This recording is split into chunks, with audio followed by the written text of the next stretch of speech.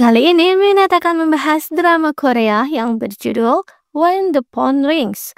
Tanpa berlama lagi, episode 4, mari kita review. Nah, Yuri dan Ji Sang-woo tak sengaja bertemu di kedai. Yuri yang ceplas-ceplos langsung mengatakan, jika Ji Sang-woo pasti menyukai Hong Hee-ju kan? Sontak Ji Sang-woo langsung keselak. Kini giliran Sang-woo yang bertanya, kenapa Yuri begitu menyukai Baeksaon? Ia pun bercerita jika awalnya Yuri pun takut pada Saon. Ia banyak menangis karena Saon begitu keras pada Yuri yang masih seorang pemula di bidang pewara berita kala itu. Tapi ternyata Saon adalah mentor yang baik. Dan kini tampak Sang-woo yang tambah penasaran siapa istri dari Baeksaon. Yuri pun bergosip jika istri Baeksaon pasti bukan orang sembarangan juga, yaitu putri dari Harian Jungwon. Saon lalu mendapat laporan kehilangan ayahnya Hee-ju. Kebetulan sedang bersama Pak Presiden. Akhirnya ia menggunakan iring-iringan Presiden agar bisa sampai lebih cepat. Dan di tengah jalan melihat Hee-ju yang sedang menangis itu.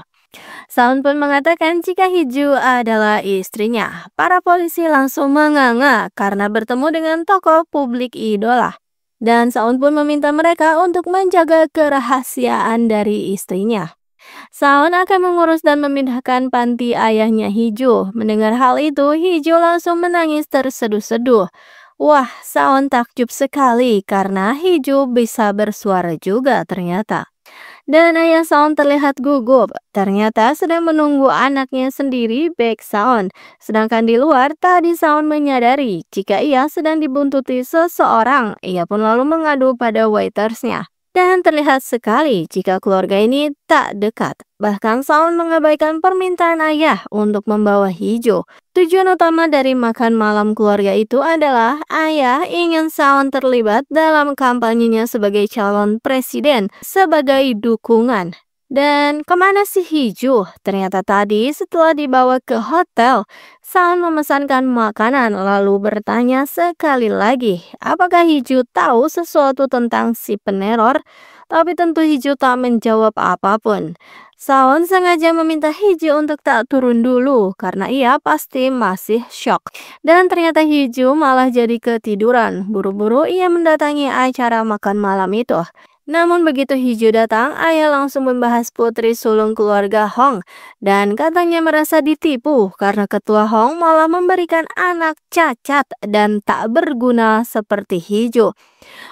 Mendengar hal itu Saon pun kegerahan. Langsung meminta diberikan kamera si paparazi dan berceramah di depan ayah ibunya.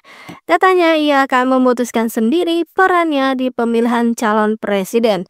Mendengar hal itu ayah pun murka, bahkan sampai melempari mereka dengan gelas. Ayah dan anak itu pun gelut argumen. Saon meminta ayah untuk tak merengek meminta dukungan padanya, sedangkan si ibu mah kalem saja. Saon membawa Hee-ju dengan penuh emosi. Katanya Hee-ju pasti tersiksa dan ingin bercerai darinya karena mendapat mertua seperti itu.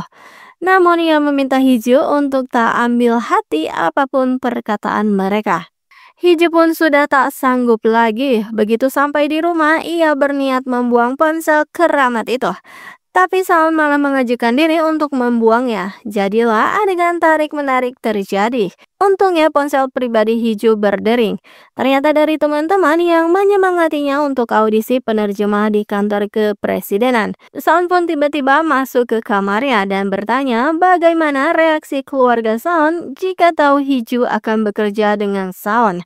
Tapi Saon terlihat seolah tak begitu yakin dengan kemampuan Hee-ju.